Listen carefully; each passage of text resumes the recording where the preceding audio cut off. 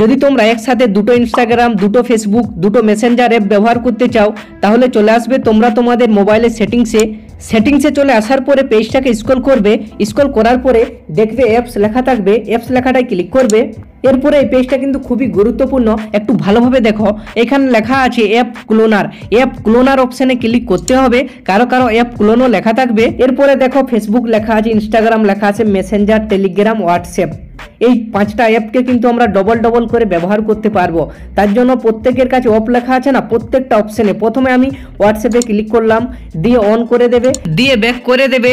এরকমভাবে ফেসবুক লেখা আছে, ফেসবুকের কাছে অফ লেখা আছে, এটাকেও অন করে দেবে, তারপরে আবার ব্যাক করবে।